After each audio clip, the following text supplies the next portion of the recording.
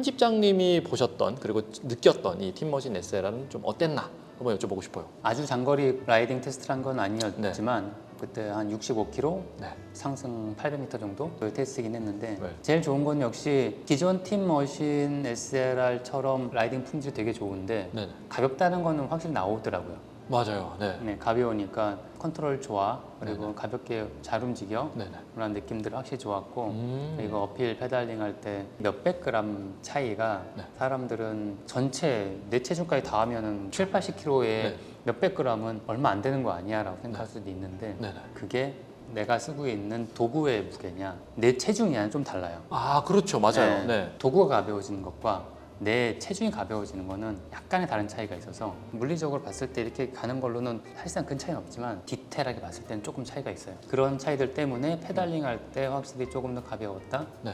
라는 부분들이 있었고 제일 재밌었던 거는 이게 스택이 좀 높게 테스트 바이크다 보니까 좀 네. 스택이 높았어요. 헤드가 높으면 이제 코너링이 조금 불리하거든요. 다운힐 할 때 좀 코너링 좀 여유 있게 살살 해야지 또 새 자전거니까 여유 있게 하고 있어. 근데 되게 편안해. 컨트롤이 별로 빠르진 않은 것 같은데 속도를 딱 봤더니 60km예요. 아하. 코너가 꽤 헤어핀이고 네. 직선을 쭉 뻗은 게 아니면 맞아요. 맞아요. 네.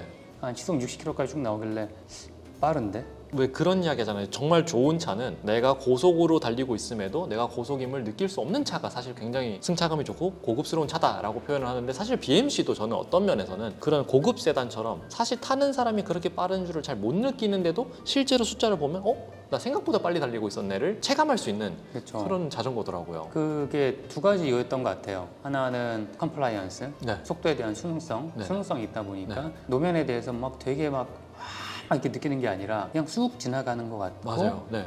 그리고 팀머신 SLR의 특징 중에 하나가 포크 트레일이라고 해요. 포크의 이 내려가는 각도를 통해서 네. 타이어가 지면에 닿는 부분과 네. 포크가 바라보는 요 방향의 요 네. 거리를 트레일이라고 하는데 네네네. 이 트레일이 웬만한 자전거 브랜드들이 자전거가 작으면 크고 커질수록 작아져요. 팀머신 SLR은 트레일을 63mm로 맞춰버렸어요. 모든 사이즈를. 63mm가 정말 코너링 할 때 가장 사람들이 느끼는 안정성의 거의 매직 넘버다 라고 생각을 했던 것 같아요. 그러니까 로드 네네. 라이딩을 하는 사람 이 네네. 스피드에서 컨트롤을 했을 때 네. 63mm 정도의 트레일이 정말 컨트롤하기 좋은 거리다 라고 생각을 했던 것 같고 그거를 전체 다 넣었어요. 그래서 그거가 탔을 때 느끼는 그 컨트롤의 느낌이 아마 다른 사이즈를 타시는 분들도 비슷하게 느낄 수 있을 컨트롤 느낌이거든요. 사실 원래는 사이즈가 바뀌면서 어떻게 보면 휠베이스가 조금씩 짧아지는 경향도 있잖아요.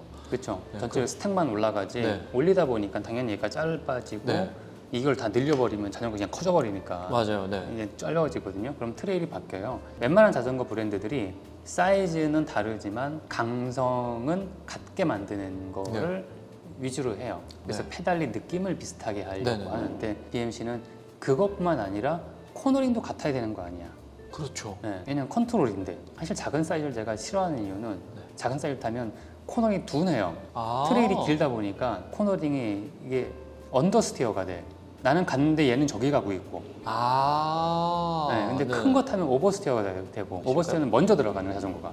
아, 정말요? 네. 어떤 느낌인지 약간 감이 잘 안 와요. 언더스티어가 되면 자전거는 나중에 오고 내가 먼저 들어가고 이런 일이 생기는데 아. 그런 거에 비해서 네. 얘는 내가 생각했던 거대로 딱딱 들어가는구나. 근데 그게 뭐 저랑 키 차이가 많이 나시는 분들도 아마 다른 사이즈 타셔도 네. 거의 같은 느낌을 받을 수 있을 거다. 왜냐면 트레일이 같기 때문에 비슷한 느낌을 받을 거다라고 생각을 하고 있고요. 코너링이 이 정도의 새로운 자전거를 테스트했을 때도 이 정도를 낼 수 있으면 실제로 적응이 잘 되고 나한테 스택을 맞추고 네. 피팅을 잘 맞추면 정말 잘 달릴 수 있겠다라는 생각을 좀 하긴 했어요. 그러네요. 저 같은 경우에도 사실 저는 이렇게 막 자전거를 엄청 빠르게 혹은 뭐 그렇게 잘 타는 타입은 아니다 보니까 조금 더 여유롭게 즐기는 사람인데 그랬을 때 그 여유라는 단어에서 가장 멀리 대척점에 있는 단어가 불안감이거든요. 그 불안감이 어디서 제일 많이 발생을 하냐면 다운힐 코너링이에요. 제가 그래서 저는 영원히 적응을 못하고 방출까지는 아니지만 그냥 집에 모셔둔 자전거가 한 대 있거든요. 저도 말씀하셨던 것처럼 이번 SLR01이 정말 코너 돌 때 내가 그린 내 그 가상의 라인 있잖아요. 나 이렇게 돌 거야 라는 하는 라인을 너무나 안정감 있게 그냥 그대로 돌 수 있게 해주는 게 저 같은 자전거를 그냥 가볍게 즐기는 사람들에게도 좀 안정감을 주고 조금 더 자전거를 재밌게 그리고 결론적으로는 더 빨리 달릴 수 있게 만들어 주겠더라고요. 그렇죠. 그때 테스트할 때도 제가 마지막 다운힐 할 때는 조금 여유 있게 내려갔었는데 네네. 쫓아오셨잖아요, 쉽게. 네네. 네, 맞아요. 네, 그래서 이 정도면 다운힐 괜찮게 하시는데 그래서 네. 봤거든요. 사실 자전거가 많이 도와줬죠. 네. 물론 뭐 이제껏 제가 타온 게 BMC라서 그걸 금방 또 쫓아간 것도 있겠지만 어찌됐든 이 BMC라는 이 회사 자체가 추구하는 방향 자체가 내 자전거를 타는 사람들이 조금 더 자전거를 더 재미있고 안전하게 탈 수 있으면 좋겠다라는 그런 느낌을 저는 조금 받게 되는 것 같아요. 네. 전반적으로 약간 제품에 대한 진정성이 좀 있다 보니까 네. 이게 마케팅하기 좋은 스펙들보다는 실제 라이더를 탔을 때 느끼는 이 네. 감성. 왜냐면 자전거는 기계고 하나의 머신이지만 네. 실제 그걸 움직이는 건 사람이다 보니까 그렇죠. 수치로 할 수 없는 것들이 너무 많아요. 맞아요. 엔진은 겁을 먹지 않지만 자전거 엔진은 겁을 먹죠 일단. 네. 자동차는 스티어링에 대해서 무게 중심 어떻게 잡고 네네. 엔진 잡고 근데 사람이 쫄려버리면 끝난 거거든요. 그렇죠. 그냥. 네. 드라이버가 쫄린 거랑 엔진이 쫄린 건 좀 느낌이 다르거든요. 네. 이건. 그런 부분에서 확실히 클라이밍을 잘하는 자전거가 가장 좋아야 되는 건 다운힐 잘해야 되는 거예요. 그렇죠. 거리 잘 벌려놓고 거기서 다 따라잡히니까. 네, 그래서 보통은 어필을 잘하는 자전거들이 다운힐에 매우 포커스를 맞추는 편이거든요. 올라갔으면 내려가야 되니까 그렇죠. 어떻게든 그렇죠. 리프트를 반대 타고 내려올 수는 없잖아요. 그렇죠. 그래서 대부분 이제 포크 강성 쪽에 지금까지 많은 신경 썼었어요. 코너링 할 때의 포크에서 다운 팁으로 내려가는 이 강성이 이제 네. 코너링에 큰 영향을 주거든요. 그래서 그 부분에 신경 을 많이 썼었는데 네네. 이제는 BMC 같은 경우는 지오메트리도 신경 써야 된다. 이 트레일이 주는 이 코너링 했을 때의 이 스티어링의 각도는 거기서 나오는 건데 왜 그걸 무시해? 라는 느낌으로 동일한 이제 트레일을 주면서 구분을 했고 실제 라이딩 했을 때 괜찮다. 왜냐면 저도 63mm 로드바이크 중에 제 사이즈에서 63mm 트레일이 나오는 경우가 딱히 좀 애매하게 없어서 원래는 그럼 조금 헷갈리는데 더 작은 사이즈로 가야 그 트레일이 나오는 건가요? 스몰, 엑스 스몰 뭐 작은 데로 가면 네. 트레일이 70mm 넘어가는 경우도 많아요. 아. 커지면 60 언더로 떨어지고 50mm까지 떨어지고 어떻게든 이 휠간에 그 뭔가를 맞춰야 되니까. 네, 그게 딱 정확한 게 미디움 사이즈 정도? 54 또 에서 그놈의 56, 5456 요 사이즈? 자전거 개발할 때 대부분 그 사이즈를 개발하다 보니까 사실상 오사를 살 수 있는 분들이 정말 그 브랜드의 정수를 타고 계신 거네요. 보통 5456 사이즈가 제품 개발할 때 표준이다 보니 어릴 때 우유를 많이 네. 먹을 거야. 네. 그래서 카본 자전거는 그 사이즈가 제일 가볍다라고 네. 얘기도 해요. 아 정말요? 네, 카본은 작다고 가벼워지는 건 아니거든요. 그것도 되게 신기한 또 새로운 네. 정보네요. 알루미늄 같은 경우는 튜브가 짧아지니까 가벼워졌는데 네네. 카본은 이게 하나의 복합체라는 거죠. 작고 강성을 유지해야 되고 이게 튜브가 이런 튜브의 강성과 네. 이런 튜브의 강성은 네. 작은 튜브가 강성을 만들기 더 어려워요. 그러니까 소재가 더 많이 들어가. 더 두껍게 만들어야겠네요. 네. 그러니까 핸들바가 사이즈가 커지는 이유 중에 네. 하나가 저는 네. 1인치였다가 점점 커지고 네. 그렇게 되는 이유가 커졌을 때 더 가벼워지고 강성이 좋아지니까 뭐 이런 식의 것들 때문에 네네네. 사이즈가 작다고 가벼워지진 않아요. 그래서 적당한 사이즈가 네. 하다 보면 54, 56이 제일 가볍다라는 경우가 꽤 있어요. 어쨌든 네. 타봤을 때 가장 좋았던 거는 꽤 좋은 레이스 바이크임에도 불구하고 네. 제법 좋은 승차감, 스무스함을 갖고 있으면서 네. 컨트롤이 정말 좋더라라는 부분들이 이제 하루 만에 테스트해서 느꼈던 가장 큰 부분이었던 것 같아요.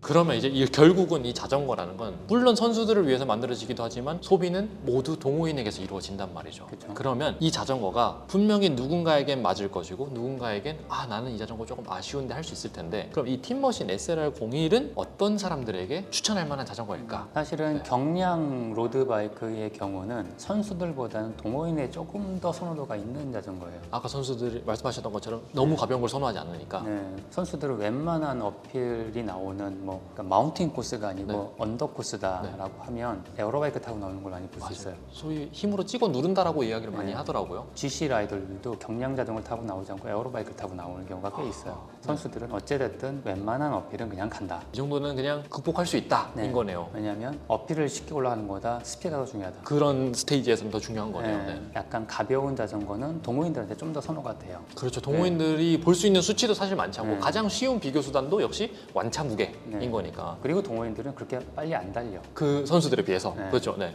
우리는 50km 달릴 일이 없거든요. 그렇죠. 뭐 할 수는 있지만 기간의 문제인 거죠. 얼마나 그걸 유지할 수 있는가. 시속 50km를 1시간 달릴 수 있어? 못하죠. 걔는 몇 시간을 달리는데 그렇게? 그렇죠. 그들은 거의 5시간을 그렇게 달리고 있으니까. 네. 그러려면 차라리 가벼운 게 낫지. 우린 가다 쓰다 반복을 많이 하니까.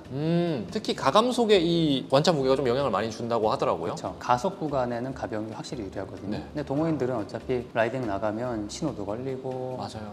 누구 기다리고 네. 섰다가 잠시 쉬었다 맞아요. 가고 네. 사진 찍고 가고 투어 나가도 1시간 라이딩 10분 휴식 같은 이 학교에서 했던 것 같은 똑같은 그런 규칙을 지켜가면서 그렇죠. 네네. 라이딩을 해요. 네. 그러다 보니 실제 경쟁은 그냥 어필에서 많이 하고 그렇죠. 거기서 이제 오픈하면 그냥 우르르 가는 그렇죠. 거죠. 평상시에는 그냥 우르르 그룹 라이딩 하다 보니까 그 그룹의 스피드는 뭐 그렇게 빠르지 않아요. 그래서 그냥 갈만해. 네네. 그러다 보니까 동호인들한테 확실히 더 선호도가 높은 편이고 네. 이 같은 경우는 가볍지만 스피드를 낼 수 있는 기본을 갖고 있거든요. 네.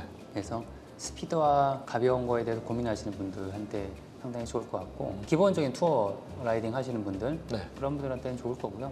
좀 편하니까 네네. 확실히 편해요. 팀머신 R보다 탔을 때 확실히 편하긴 편하더라고요. 네네. 맞아요. 단거리를 도시나 이런 데 타시는 분들 섰다 갔다 하시는 분들은 가벼운 게 무조건 좋아요.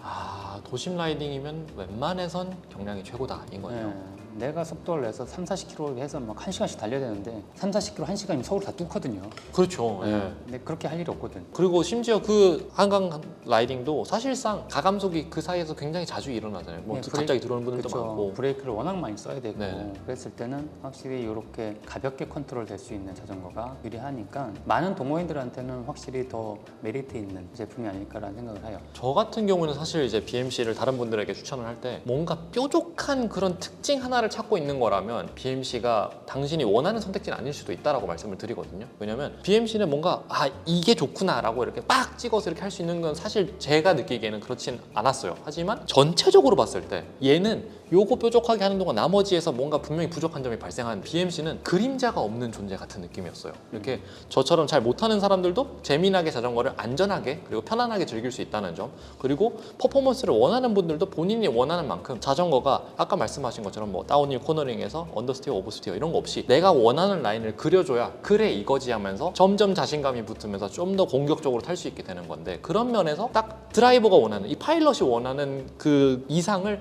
그대로 구현시켜주는 자전거가 저는 BMC라고 많은 분들에게 이렇게 또 이야기를 해드리고 있어서 그런 자전거 좋아하는 분들에게도 저는 BMC 특히나 이 팀머신 SLR 좀 추천할 수 있지 않을까 그렇죠. 생각이 들어요. 자전거를 선택할 때 막 여러 가지 고민 많이 하시는 분들이 BMC를 타고 만족도가 높은 경향이 많이 있거든요. 네네. 브랜드에 대해서 막 타시는 분들도 아니고 뭐 네. BMC 스위스에서 시계 만드는 사람들, 그런 스위스에서 독일어 쓰는 분들, 그렇죠. 그런 분들이 디자인에 아주 막 어마어마한 그렇죠. 철학 갖고 있지는 않아요. 시계를 팬시하게 만들어서 비싸게 파는 건 아니잖아요. 맞아요. 네. 그리고 사실 스위스가 유명한 건 타이포그래피처럼 정교하고 정밀한 거지 예쁘고 화려한 건 아니니까. 실제 가본 나라는 되게 예쁘고 그렇죠. 네, 너무 괜찮은데 예쁘더라고요. 맞아요. 네. 근데 그냥 이 제품들 자체는 너무 그 자체의 성능과 그 자체에 집중을 많이 하는 그런 맞아요. 철학을 맞아요. 갖고 있는 그 민족 자체가 그렇다 보니까 맞아요. BMC도 그런 데 약간 좀 더 특화되어 있는, 그래서 탔을 때 실제 라이더가 스스로 내가 탔을 때 만족도가 높은 제품이고, 팀머신 SLR 같은 경우는 그런 부분에 있어서 동호인들이 가볍게 정말 잘 컨트롤하고 내가 뭐 하나 아쉽지 않아 라는 생각을 들게 만든 자전거 중에 하나가 맞아요. 아닌가 네, 싶어요. 맞아요. 그래서 결국은 이 아쉬운 점들이 없다라는 걸 알아내려면 사실 직접 타보는 게 제일 중요하잖아요. 네. 그럼 나는 이 자전거를 타볼 수가 없다, 나는 그 돈을 낼 수가 없다라고 하는 분들에게도 사실 BMC 코리아에서 시승 행사를 항상 또 이렇게 다양한 방향으로 마련을 해두고 계시니까 그런 기회들을 잘 찾아두셨다가, 그러려면 이제 아무래도 뭐 인스타그램 팔로우나 이런 걸 좀 해두셔야겠죠. 그런 걸 해두시고 시승 행사가 딱 나타났을 때 그걸 한번 타보시고 직접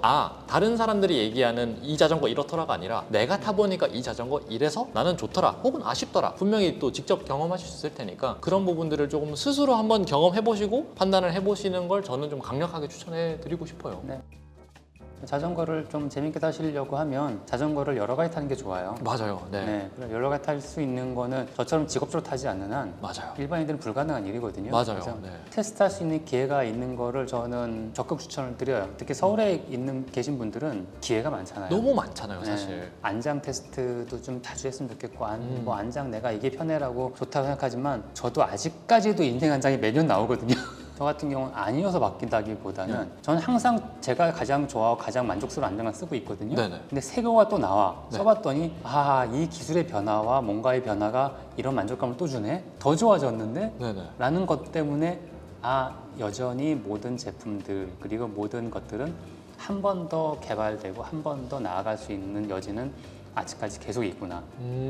지금 내가 이거에 만족스럽다고 해서 상황은 아니구나 아하. 라는 걸 느끼게 되죠. 자전거도 계속 그냥 똑같은 게 무게가 뭐 이거 저거 이 무게 저 무게, 야, 이 무게면 이게 사는 게 낫지 않아? 더 싼데? 맞아요. 이런 스타일의 결정이 아니라 타보면 자전거가 만들어졌을 때 생각하는 그 느낌, 그리고 이 브랜드가 만들려고 했던 그 목표가 네. 다 조금씩 달라요. 그래서 그런 것들을 좀 느낄 수 있는 기회가 있다면 좀 뭐 주저하지 않고 한번 해서 해봤으면 좋겠다는 생각이 드네요.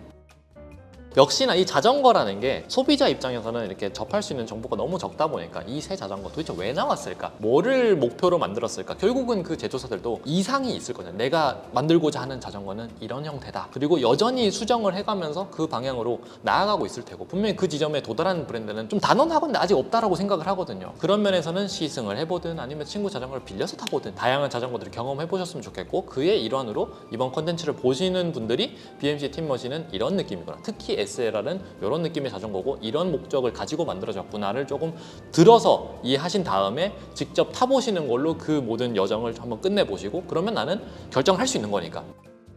앞으로도 여러분 이 채널에서는 사실 BMC뿐만 아니라 제가 당연히 BMC 앰버서더라서 다양한 BMC에 관련된 이야기들을 더 많이 해드리겠지만 다양한 자전거에 대한 이야기도 많이 해드릴 테니까요. 여러분들 언제나 또 관심 많이 가져주시면 감사하겠습니다. 그리고 바이크 매거진에서는 항상 꾸준히 이런 자전거의 최신 기술이나 이런 정보들에 대한 그런 매거진이 발행이 되고 있으니까요. 여러분들 바이크 매거진도 많은 사랑과 관심 주시면 감사하겠습니다. 그럼 저는 또 다음 영상으로 찾아뵙겠습니다. 감사합니다.